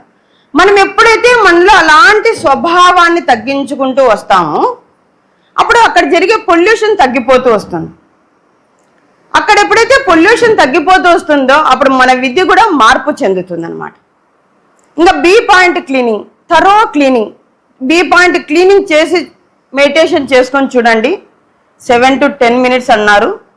బి పాయింట్ క్లీనింగ్ చేసుకోకుండా మెడిటేషన్ చూడండి, డిఫరెన్స్ ఉంటుంది. ఎప్పుడైతే మనం ఆ రెండింటినీ బ్యాలెన్స్ చేసుకుంటూ, అలాగే మాస్టర్ గారు 4 సూచనలు ఇచ్చారు మనకు. మనం ఏ పని చేస్తున్నా ఆ భావం, ఒక్కొక్క సూచనను ఒక 1 అవర్ ఆ భావాన్ని కలిగి ఉండండి మీరు ఇన్నర్గా అని అన్నారు. ఆ ఇన్నర్గా భావన కలిగి ఉన్నప్పుడు ఆ సూచనలోనే ఒక సూచన ఇప్పుడు సారు చెప్పారు, హరిప్రసాద్ సార్ కూడా ఎలా తను ఫలితాన్ని పొందారు, మాస్టర్కి మెయిల్ పెట్టారు, ఆయన సంతోషించారు అనేది. అలాగా మనము ఆ సూచనల వలన కూడా మనం చాలా థాట్ పొల్యూషన్ని తగ్గించవచ్చు. ఎందుకంటే నిరంతరము మన మనసుకు ఒక పని ఇవ్వకపోతే రకరకాలుగా ఆలోచిస్తూ ఉంటుంది. మనకున్న కష్టాలు కావచ్చు, బాధలు కావచ్చు, శారీరకమైనవి కావచ్చు, ఉమ్మడి కుటుంబంలో ఉండేటివి కావచ్చు, మనం చెయ్యనివి మన పైన పడేటివి కావచ్చు, ఏమైనా కావచ్చు, మనం తొలుస్తూ ఉంటాయి నిరంతరం.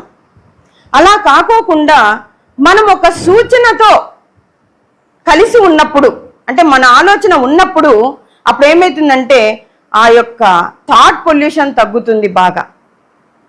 అలాగా కూడా మనం ఆ థాట్ పొల్యూషన్ని తగ్గించవచ్చు అనిపించింది. ఇంకొక విషయాన్ని పంచుకోవాలనిపించింది ఏంటంటే, బెడ్ టైం ప్రేయర్లో మనందరం కూడా ప్రేయర్ చెప్పుకుంటున్నాం. ఆ ప్రేయర్ చెప్పేక ముందు మన తప్పులను సరి చేసుకోమన్నారు మాస్టర్ గారు. మనం ఏం చేశాము ఈరోజు, మన మాటలతోటి, ఆలోచనలతోటి, మన వ్యవహారంతో ఏం చేశాం మనం అనేది చూసుకోమన్నారు. కొన్ని రోజులు మనం బాగా సాధన చేస్తున్నప్పుడు వీటి సంఖ్య తగ్గుతూ వస్తుంది మనకు. అంటే ప్రతి పని చేసినప్పుడు అలర్ట్గా ఉండి చేస్తూ వస్తామన్నమాట. అప్పుడు ఏమవుతుందంటే తప్పులు అనేవి తగ్గుతూ వస్తాయి. తగ్గుతూ వచ్చిన తర్వాత ఒక్కొక్క రోజు అనిపిస్తుంది, ఈరోజు నేనేం మిస్టేక్ చేయలేదు అనిపిస్తుంది. మరి మనం అప్పుడు ఏం చేద్దాం? ఎవరైనా చెప్పండి. మనకి ఈరోజు ప్రేయర్ ముందు చేసుకునే ఆ డీ పాయింట్ క్లీనింగ్ అనొచ్చు దీన్ని. ఏం చేస్తాం మనం అప్పుడు? ఏమీ లేదు, ఈరోజు నేను ఏం తప్పు చేయలేదు, ఎవరిని ఇబ్బంది పెట్టలేదు, ఎవరి గురించి చెడుగా కూడా నేను ఆలోచించలేదు, ఎవరిని మాట్లాడలేదు, దూషించలేదు అనిపించినప్పుడు ఏం చేస్తాం మనం? సిస్టర్, మాస్టర్కి సరెండర్ అవుతాం.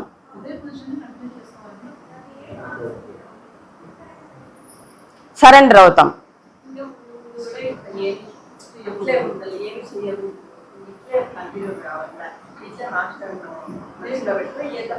చేయకుండా ఉండాలి.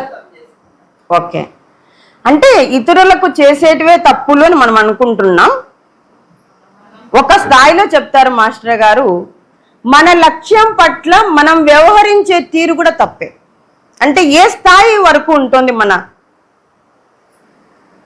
వ్యవహారం, అంటే మన లక్ష్యం పట్ల మనం తీసుకునే శ్రద్ధ. మరి ఆ శ్రద్ధలో లోపం ఉందా? నేను రోజు చెప్పుకుంటున్నా, మార్నింగ్ ఒకసారి చెప్పుకుంటున్నా, రాత్రి ఒకసారి చెప్పుకుంటున్నా, యథార్థ లక్ష్యము నీవే. మరి ఎప్పుడు రీచ్ అయ్యేది నేను? మరి ఆ రీచ్ కావడానికి నేనేం చేస్తున్నా? మరి ఆ రీచ్ అయ్యే దాంట్లో నేను ధ్యానంలో ఇలాంటి ఈరోజు ఏమనిపించింది నాకు, పట్టుదల, తీవ్ర తపన పెరిగింది అన్నా, ఇక్కడి వరకే ఉండాలా, దాన్ని పెంచుకొని అలాగే దాన్ని ఇంకా ఇంకా ఇంకా ఇన్బిల్డ్ చేసుకుంటూ వెళ్ళాలన్నా.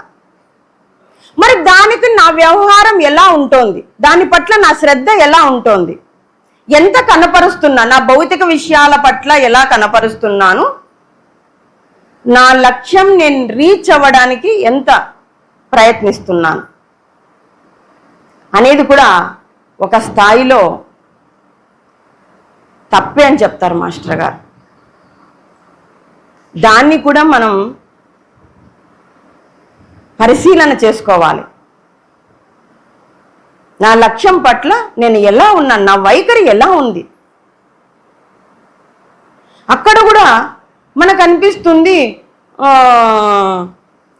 బాబుజీ మాస్టర్ గారు ఒక కొటేషన్లో చెప్తారు, అల్లు పెరుగని ఉత్సాహం అంటారు ఆయన. తీవ్ర తపన, నా యాత్రకు కావలసిన ప్రేమ, ఆ యాత్రకు కావలసిన ప్రేమ, ఇవన్నీ నాలో ఉన్నాయా, నిరంతరం ఉంటున్నాయా, భావన నాలో కొనసాగించుకుంటున్నానా? మరి కొనసాగించుకోకుండా పోవడానికి నేనేం చేస్తున్నాను? దాన్ని చెప్పారు మాస్టర్ గారు, ప్రతి 1 అవర్ని చెక్ చేసుకోండి. 24 అవర్స్లో ప్రతి 1 అవర్ని 1 or 2 మినిట్స్ కేటాయించి నేను ఎలా ఉన్నా, ఈ గడిచిన 1 అవర్లో ఎలా ఉన్నా, అలాగా మనం పరిశీలన చేసుకున్నప్పుడు నెక్స్ట్ చేసే దాంట్లో అలాంటి మిస్టేక్ రిపీట్ అవుతోంది మాస్టర్. నేను నీ వైపు వెళ్ళాలని నాకైతే ఆసక్తి ఉంది, కానీ ఆ ఆసక్తి సరైన స్థాయిలో లేదు, నన్ను ఆ స్థాయిలో ఉండేటట్టు తయారు చేయండి అని మనం అప్పుడు సరెండర్ అవుతాం ఆయన ఆ క్షణమే. అలాగా కూడా మనము ఆ డీ పాయింట్ను మనం క్లీన్ చేసుకోవచ్చు. అది కూడా ఒక రకమైన అపరాధ భావమే. అంటే మన లక్ష్యం పట్ల, మన ఆత్మకు మనం చేయాల్సిన ధర్మాన్ని, ఈ భౌతిక శరీరం వచ్చిండేదే దానికోసం, మనం లక్ష్యం చేయడం కోసం. ఆత్మకు కావాల్సిన ఒక వాహనం ఇది. మరి దానికి ఎలా మనం సంసిద్ధంగా ఉందా వాహనము, లేదంటే ఈ బయట ప్రపంచంలో తిరుగులాడుతూ ఉందా? ఇంకా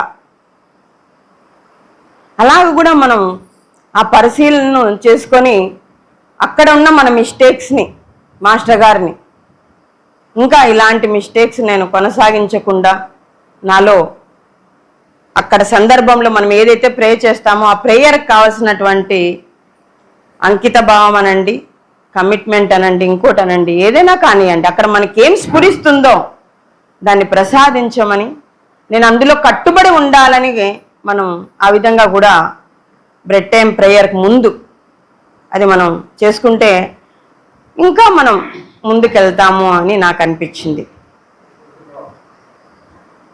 బ్రదర్ చెప్పండి, ఏదో చెప్పాలనుకున్నారు, చెప్పండి brother. Okay okay, thank you అండి. ఈ అవకాశం ఇచ్చిన అందరికీ కూడా ఎంతో కృతజ్ఞతలు. మాకు అనిమల్ సెంటర్కి చాలా సంబంధం ఉందనిపిస్తుంది. ఏంటంటే సత్యనారాయణ సార్ గారు ఇక్కడ ఉన్నారు. కదిరి సెంటర్ కదిరి సెంటర్ ఉంది యాక్చువల్గా. ప్రిసెప్టర్ ఏర్పడడానికి ముందు 8 సంవత్సరాల వరకు సారు ప్రతి నెల ఒకసారి మా ఇంటికి వచ్చి 2 రోజులు ఉండి అందరికి సిట్టింగ్స్ ఇచ్చి వెళ్ళేవారు. సార్ గారు కదిరి సెంటర్కి చాలా సర్వీస్ చేశారు. కదిరి సెంటర్ అందరి తరఫున సార్ గారికి కృతజ్ఞతలు తెలుపుకుంటున్నాను. Okay, thank you sir.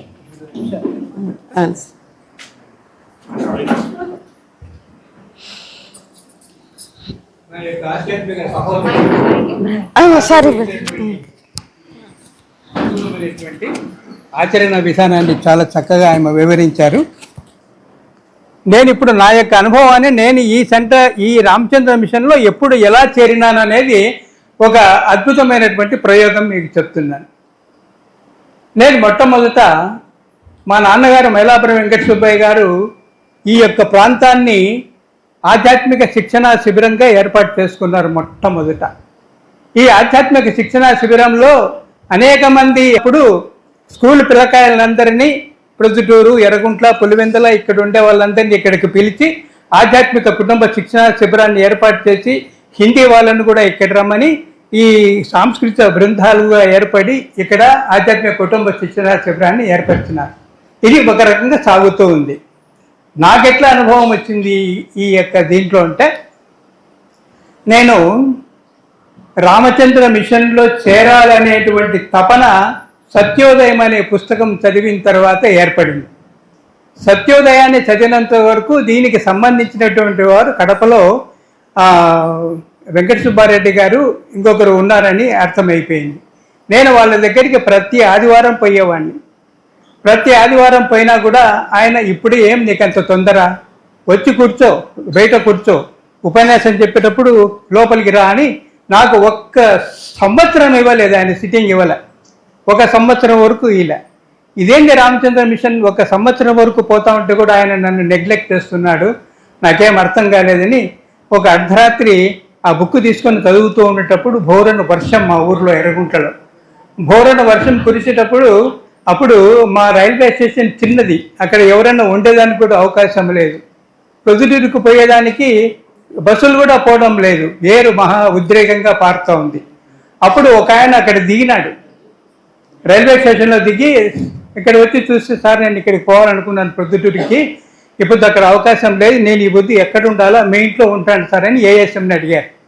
ఆ ఏఎస్ఎం గారు వండుకొని, మాకే అక్కడ అంతకంత అసౌకర్యంగా ఉంటుంది మా ఇంట్లో, మీకు ఇచ్చేదానికి అవకాశం ఉండదు, అక్కడ అక్కడ ఒక అంగడి ఉంది, ఆ అంగడిలో ఒక దీపం వెలుగుతూ ఉంది, ఆయన ఒక ఆయన ఉన్నాడు సత్యనారాయణ అని ఆయన, మీరు అడిగి పోండి, నేను ఒక అబ్బాయిని పంపిస్తాను మీ వెంటబడి అని ఆయన్ను ఒక అంబ్రెల్లా ఇచ్చేసి నా ఇంటి వరకు పంపించినాడు. అప్పుడు నేను బుక్ చదువుతున్నా, ఏం చదువుతున్నా, సత్యోదయం చదువుతున్నా. ఆయన వచ్చేసి ఆ అబ్బాయి చెప్తున్నాడు, సార్ ఈయన ఏఎస్ఎం గారు పంపించారు, ఇక్కడ ఈ వరకు మీకు అవకాశం ఏంటి, ఆయన రేపు వెళ్ళిపోతాడు పొద్దున్నే అని చెప్పినారు. తప్పకుండా రమ్మనండి, నాకున్న ఈ అవకాశాన్ని ఉపయోగించుకుంటానని లోపలికి వచ్చి కూర్చున్నారు. ఆయన ఎలా ఉన్నాడు, ఆజానుబాహుం అరవింద దళాయతాక్షం అన్నట్లు ఉన్నాడు, స్వరద్రూపి, మంచి జబ్బా వేసుకున్నాడు, ఎత్తుగా బలిష్టంగా ఉన్నాడు.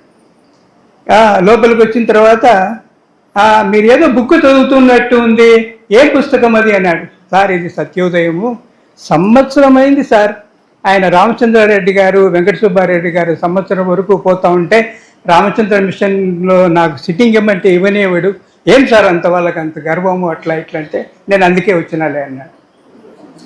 అద్భుతం, నేను అందుకే వచ్చినా అన్నాడు. ఆ మాట అంటూనే, సార్ మీరెవరు అన్నాడు. కావలి, నేను ప్రిసెప్టరు సూర్యనారాయణను అన్నాడు. 3 రోజులు నీ దగ్గరే ఉండి 3 సిట్టింగులు ఇచ్చి నేను వెళ్ళిపోతాను అని ఆయన ఆ విధంగా 3 రోజులు నా ఇంట్లో ఉండి 3 సిట్టింగులు ఇచ్చి వెళ్ళిపోయినాడు. అట్లా నా యొక్క రామచంద్ర మిషన్లో ప్రవేశం జరిగింది. సరే, బాగానే ఉంది. మళ్ళీ నేను ఇమ్మీడియట్గా సిట్టింగ్స్ అయిపోయిన తర్వాత కడపకు పోయినా. కడపకు పోతే రామచంద్ర రెడ్డి గారు, రావయ్యా లోపలికి రా, లోపలికి వచ్చి కూర్చో, నీకు సిట్టింగ్ ఇస్తానన్నాడు. ఏం సార్ ఎన్నటి వరకు ఇవ్వలేకపోయినా సంవత్సరం పొడుగుతా అంటే, లేదయ్యా నీలో చూస్తే ఒక అద్భుతమైనటువంటి ఇది ఉంది కాబట్టి నీకు ఇస్తాను రా అంటే అన్నాడు. సరే, అప్పుడు మేము ఎర్రగుంటలో కూడా ఒక సత్సంగం ఏర్పాటు చేసుకున్నాం. ఎర్రగుంటలో ఉండే వాళ్ళందరికీ కూడా ఈ విషయాలన్నీ చెప్పి సుమారుగా ఒక 50-60 మంది మా ఊళ్ళో తయారైనారు. మా ఇంట్లో సత్సంగం జరుగుతూ ఉంది. మా నాన్నగారు ఆధ్యాత్మికంగా కాబట్టి ఆయన దాన్ని ఇది కొనసాగిస్తున్నారు. మా నాన్నగారు ఏమన్నారు, ఈ రామచంద్ర మిషన్లో ప్రత్యేక వ్యక్తి చారీజ మహారాజు గారు, ఆయన అక్కడ ఉన్నారు, మెడ్రాసులో ఉన్నారు, మనం అందరం అక్కడికే పోదాంపా అన్నాడు. మేము ఒక బస్సు తీసుకుని ఒక 60 మంది పోయి చారీజ్ గారి ఇంట్లో కూర్చుందాం. పోయి చారీజ్ గారు వండుకొని, ఏమయ్యా మీ ఆంధ్ర వాళ్ళు కొంచెం కూడా బుద్ధే లేదు మీకు, వితౌట్ ఇన్ఫర్మేషన్ ఏం చెప్పకుండా వచ్చి కూర్చుంటే ఎట్లా మీతో ఎగేది అని అన్నాడు. అంతలేక వాళ్ళ నాన్నగారు వచ్చినారు, ఆయన భార్య వచ్చినారు, సులోచనమ్మ గారు. ఏమండి వాళ్ళ అమాయకులండి, భక్తి తత్పరతో మన ఇంటికి వచ్చినారు, వాళ్ళ మనం ఆ విధంగా మాట్లాడొచ్చా, రండి మీరు కూర్చోండి, మీకు అన్నీ ఏర్పాటు చేస్తానమ్మా, మాకేమి నీ ఇడ్లీలు వద్దు ఏమొద్దు, మేము అవతల తీసుకుంటాము, మీ ఆయన్ను చారీజ్ గారిని మేము ఎరుగుంట్లో పిలుచుకొని పోవాలని వచ్చినాము అన్నాడు. నాన్నగారు అన్నాడు, వీళ్ళకి ఇంకా బుద్ధి లేదు, మా ఆయన్ని పిలుచుకొని పోదామని వచ్చినారు అన్నాడు. అప్పుడు మా బ్రదర్ ఉన్నాడు రవికుమార్ గారు, అప్పుడు చార్టెడ్ అకౌంటెంట్ అక్కడ స్టడీ చేస్తున్నాడు. మేము ఆయన కూడా పిలుచుకొని పోయినాం ఈ సత్సంగంలోకి. తర్వాత చారీజ్ గారు నాన్నగారు వండుకొని, సరే పాపం అంత దూరం వచ్చినారు, వీళ్ళకి ఏదో ఒకటి వీళ్ళకి చెప్పాలి ఆధ్యాత్మిక గురించి అని ఆయన ఇంగ్లీష్లో చెప్తున్నాడు. చెప్పింది చెప్తున్నాడు. మా వాళ్ళందరూ బాగా నిద్రపోతుంటే, ఏమయ్యా నిద్రపోతున్నారు, నేను బాగా ఉపన్యాసం చెప్తానంటే, కుయ్యమరో మాకు ఇంగ్లీషే రాదు, నువ్వేమో అనర్గళంగా చెప్తున్నావు, మాకు రాదు సామని. అయ్యో ఎంత పొరపాటు పడింది, మరి ఎట్లా చేయాలన్నాడు. సరే మళ్ళా వండుకొని, మీరు నన్ను ఒకటి అడగండి, ఏదైనా ఒక ప్రశ్న వేయండి, ఆ ప్రశ్నకు జవాబు చెప్తాను. మళ్ళా మీరు మాకు ఇంగ్లీషే రాదంటే మమ్మల్ని ప్రశ్న వేయమంటావాను, అట్లా కుదరదు అన్నాడు. అప్పుడు మావాడు అక్కడే ఉన్నాడు రవికుమారు, నా బ్రదర్, ఇప్పుడు హైదరాబాద్లో ఉన్నాడు ప్రిసెప్టర్గా. ఆ రవికుమార్కి చెప్పిన, నువ్వు అడగవయ్యా ఒక ప్రశ్నకి ఇంగ్లీష్ బాగా వస్తుంది అంటే, అన్నా నాకు ఇంగ్లీష్ ఏమో బాగా మాట్లాడతా, నాకు ఆధ్యాత్మికతలో అనుభవం లేదు, కాబట్టి నువ్వే ఏదో చెప్పు, దాన్ని నేను ఇంగ్లీష్లో చెప్పేస్తాను అన్నాడు. నేను ఏదో అనుకోని అప్పుడు తామరాకు మీద నీటి పొట్టులాగా అంటి అంటని విధానంలో ఈ సంసారంలో ఉంటూ ఎలా జీవించాలి అని అడుగన్నా. వాడు ఇంగ్లీష్లో అలాగే అడిగినాడు. ఇంగ్లీష్లో అడుగుతానే ఆయన వండుకొని దీనికి జవాబు చెప్తే మొత్తం సంపూర్ణంగా రామచంద్ర మిషన్లో ఉన్న వ్యాఖ్యానం అంతా చెప్పినట్లే అన్నాడు. సరే ఈ అబ్బాయి ఎవరో ఉన్నాడు, అబ్బాయి నువ్వు రామ్మా ఇట్లా అన్నాడు. నేను ఇంగ్లీష్లో చెప్తా, నువ్వు దాన్ని అనువాదం చేసి చెప్పగలవా అంటే మీరు అనుమతిస్తే నేను చెప్తాను అన్నాడు. మీరు అనుమతించినాడు. ఆయన ఇంగ్లీష్లో చెప్తున్నాడు, ఈ అబ్బాయి చెప్తున్నాడు. ఇది ఆ యొక్క ఇంట్లో ఒక వాకిలి దగ్గర ఆయన ఉంది, సారిథి గారి ఇది ఆయన సులోచనమ్మ. ఆయన అంతా వింటున్నాడు. వీడెవడో ఇప్పుడు దొరికినాడని ఆయన కూడా వచ్చినాడు, చిన్నగా కిందికి వచ్చినాడు సారిథి గారు. అప్పుడు వాళ్ళ నాయనగారు ఇంగ్లీష్లో చెప్తా అంటే ఈయన అనువాదం చేసి చెప్తున్నారు. సరే అయిపోయింది. ముగించిన తర్వాత మా నాయన్ని పిలిచి మీ అబ్బాయిని ఈ బొత్తు నుంచి మా ఇంట్లో ఉంచండి, ఈ రవికుమార్ మా ఇంట్లో ఉంటాడు అన్నాడు. సార్ ఈడేదో హాస్టల్లో ఉన్నాడు, ఈ మెడ్రాస్లో ఉంటే ఎక్కడ ఇబ్బంది పడతాడో, ఎక్కడ ఏ అలవాట్లకు పడతాడో, వద్దు నేను మీ ఇంట్లోనే పెడతాను, మీరు ఆ విషయం నాకు చెప్పిన దానికి మహాప్రసాదం అన్నాడు. సరే ఉన్నారు. వాళ్ళ అబ్బాయి కూడా రవి, వాళ్ళ అబ్బాయి కూడా ఉన్నాడు కదా కృష్ణ, వాళ్ళిద్దరు కలిసి ఉన్నారు. అప్పుడు ఆధ్యాత్మికంగా అందరు ఉన్నాడు. అప్పుడు మా నాయన ఏం చెప్పినాడు, మా ఊర్లో అందరు ఉన్నారండి, మాకు చుట్టుపక్కల కూడా ఎన్నో విలేజెస్ ఉన్నాయి, ఎన్నో ఊర్లు ఉన్నాయి, నాగార్జున సాగర్ వరకు నేను అప్పుడప్పుడు పోతూ ఉంటాను, అక్కడ ఎన్నో ఆధ్యాత్మిక ఉపన్యాసాలు నేను ఇస్తూ ఉంటాను, మీ అబ్బాయిని చారీతి గారిని మొత్తము ఎర్రగొట్లకు రమ్మనండి అన్నాడు. సరే ఇప్పుడు ఈయన దొరికినాడు. చారీతి గారికి ఎప్పుడు అవకాశం ఉంటే మా అబ్బాయిని పిలుచుకొని వస్తాడు రవికుమార్ను. ఆయన ఇంగ్లీష్లో ఇది ఉపన్యాసం చెప్తాడు, మావాడు దానికి అనువాదం చెప్తాడు. అట్లా నాగార్జున సాగర్ వరకు చుట్టుపక్కల ఉండేటువంటి దేవనకొండ, ఆ కొండ, ఈ కొండ అన్ని ఊర్లన్నీ తిప్పినాడు బాగా చారీతి గారిని తిప్పి ఆ విధంగా అనుభవాన్ని సంపాదించుకున్నాడు. ఈ విధంగా మేము ఆయన ద్వారా తర్వాత ప్రిసెప్టర్గా నన్ను చేయడం కూడా చారీతి గారే సొంతం నన్ను రమ్మని, అదో ఈయన కూడా ఉన్నాడు సంతోష్ కుమార్ రెడ్డి గారు కూడా, ఆయనకు చెప్పినాడు, ఆయన రమ్మనండి, ఉండేటువంటి ప్రిసెప్టర్ ఒక ఆయన రవి హైదరాబాద్కి వెళ్ళిపోయినాడు, మీరు సంతోష్ కుమార్ రెడ్డి గారు ఆయన సత్యనారాయణ పిలుచుకొని రాపండి, ఇవాళ ఆయనకు సిట్టింగ్ ఇవ్వాలా, ఇప్పుడు వచ్చి ఎర్రగుంటలో ఎవరు లేరు ప్రిసెప్టర్ అన్నాడు. ఈయన సంతోష్ కుమార్ రెడ్డి గారు నన్ను గట్టిగా పట్టుకొని అడిగి పిలుచుకొని పోయి, అప్పటికి మాస్టర్ ఎక్కడున్నాడు, మొత్తం నెల్లూరులో ఉన్నాడు.